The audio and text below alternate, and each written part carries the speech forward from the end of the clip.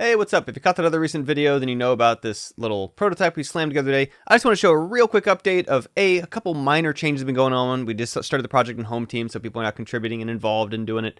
But I also want to talk about a refactor I alluded to in the notes of that video at the end, where I said I don't leave them as object literals. I will turn them into classes. I just want to show that today to help give a sense, I don't want to get the wrong idea. So first of all, here's how it looked basically at the end of last time. There have been a couple changes, right? We have some now circling orb Sergio added. The background's been given some nice treatment and texture by Axvin. Thanks y'all, or Jeff, as he also goes by.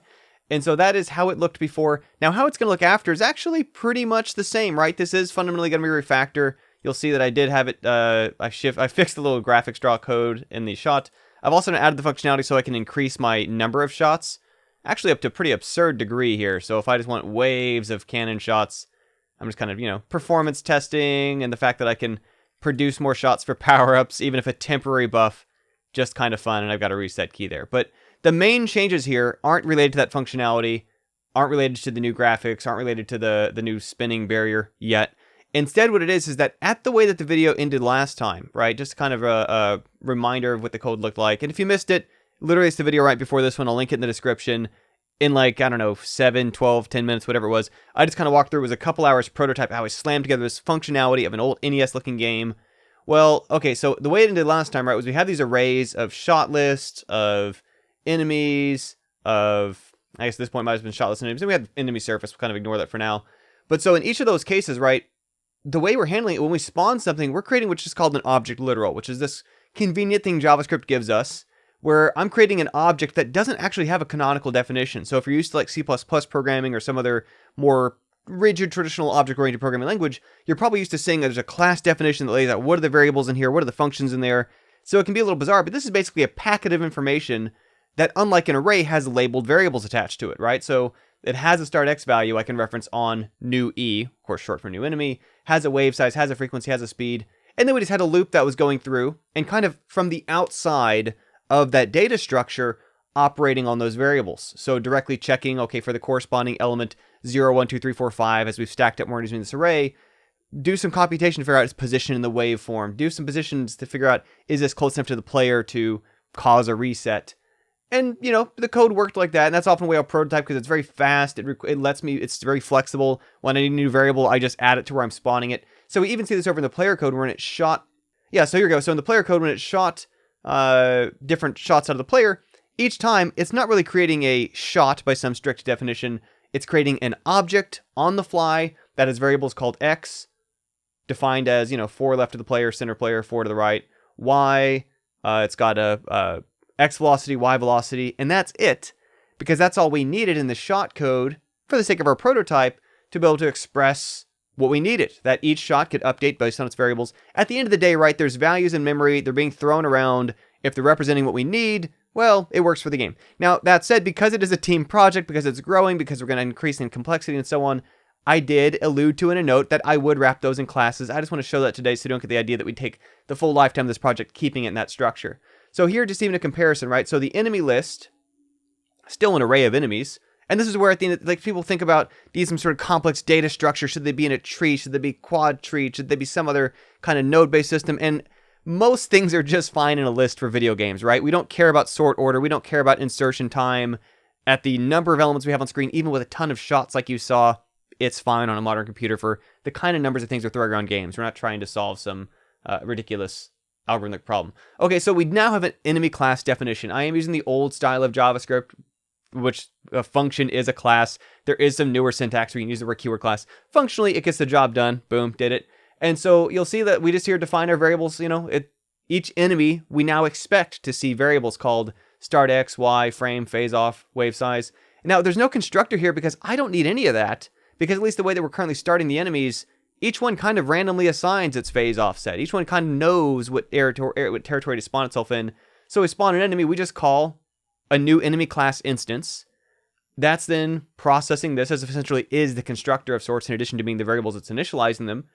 And so then when we're looping through the enemies, instead of from sort of, again, the outside the data structure peeking into it, instead of saying, okay, we'll add X velocity to your X, check if you're off the screen, set your flag to be called.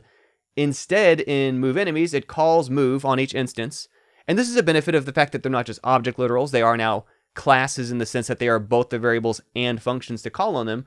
So now we have a move function.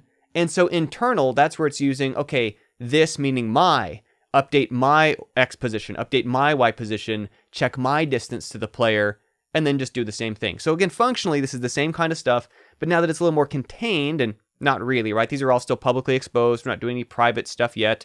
We can close it up later if we need to. For now, it's still moldable. Obviously, speed's a big factor. It's why I use object literals at first. It's why I keep it public at first. We close it up when there's a practical reason to do so.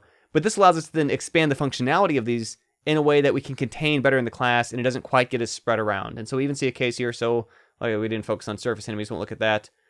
So the player is another example. So the player in the case, there's only one player at the moment. We do want to have an AI-based player too, probably also support, why not, for a second player with a gamepad or other side of the keyboard or something.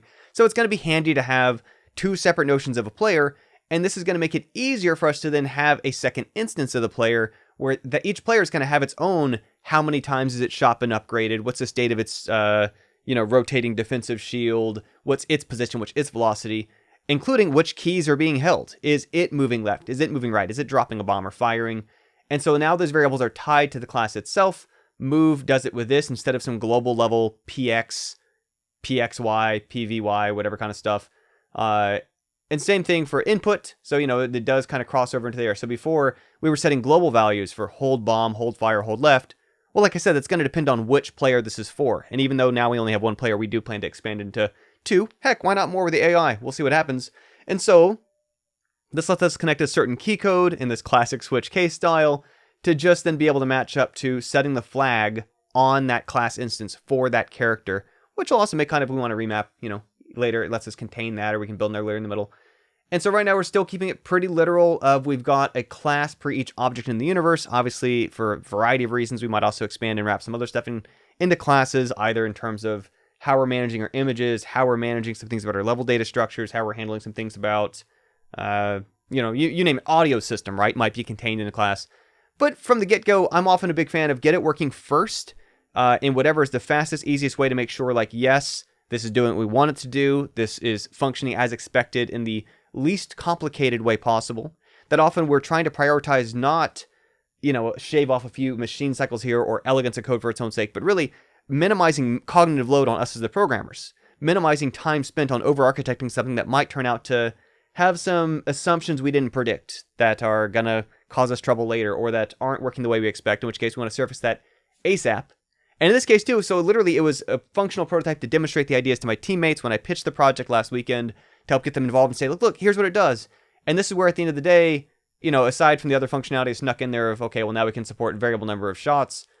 Before and after, again, it's a refactor. It's the same functionality, right? It already scrolled. It already had all the same bad guys, already had the shots and stuff. All I changed here, and it's not the point today, was how these shots can be increased. But it was mainly a refactoring move where after the idea had already been displayed, okay, well now that we're gonna have company over, think of it that way, we want to get our house in order. And so one of our first steps there was to take my rapid prototyping object literal stuff, encapsulate those into some even real basic classes, right? Again, we're not doing anything fancy. Now you'll also see there was a note in there for enemy class. At the moment, there's only one kind of enemy. So at the moment, I've even got a note, so far, not a general enemy class, pretty specific to this enemy, right? If we want a different kind of enemy who looks different, who moves different, well, right now, this class isn't the way to do it because it's baked into how it's starting the element to do these things that are pretty focused on how that very particular kind of enemy moves. But as soon as we have a reason to extend it and we start to generalize more types of enemies, well, then that's when, if and how, we might sort of superclass structure a little bit, replicate some functionality, and it's using JavaScript prototype format, which is kind of not quite the same as class organization, but functionally very similar, of shared definition for common elements about calling when they're off screen, about some basic expectations for collision, about some basic things about movement, but then allowing them to each have their own respective behaviors for how they look, how they animate, how they move, how they respond to the player. That stuff's going to become split up into probably subclasses, sharing some functionality of a common enemy class. But like I say, step one is get it working. Right now we only have one enemy, so it's premature to start architecting out a whole engine of feasibility. We'll get there when it makes sense to us, when there's a practical benefit to that refactoring. But otherwise, we kind of just keep it loose, keep things moving forward, keep building stuff. And already, like you saw, there's already a couple neat changes already rolling in. We've also got some cool sound effects that aren't quite hooked up yet. We don't have sound code in there, but starting to shape, okay, how's it going to sound? What's the player sound like? What's the action sound like? What do the enemies sound like? that'll help us set the music to it, all this kind of other cool stuff. But anyway, building this in Home Team, like I mentioned, hometeamgamedev.com if you want to build games with us. And really, it's an environment people build games for practice. We recently had over a dozen going on in parallel. Now each of our 3 communities has, I think, between 1, 2, or 3, maybe now 2 to 4 going on in some of them. And it's just something where people are building for practice. I'm in there as a teacher, helping explain questions, answer, meeting with people. We have other trainers, including award-winning composer Chase Bethia. Congratulations on the recent NYX Composing Award. We've got Kyle Black now helping people with Godot, now that we've had 1.5 Godot projects going on and others potentially starting soon. We also support Unity and C#, and so we've got some great teams doing some really cool stuff in Unity as well. But it's a place people learn, practice game development, and you can think of it like like a wood shop where there's just professionals who kind of are around, available to answer when you got questions about, hey, how am I doing this thing? Is this how we expect? Or kind of an art studio kind of environment of people making stuff, but they're making it to learn, they're making it to have fun, they're making it for enrichment, making it because they want to make it, and we support each other in doing that. So that's it for the day. Thanks for hanging out. Thanks for checking out this little update video on how things are going so far with Wings Tale. It's now literally only 3 days into the project, 2 days into the project, but we're already having fun. So hopefully I'll see you around Home Team. You can apply, hometeamgamedev.com. See you there.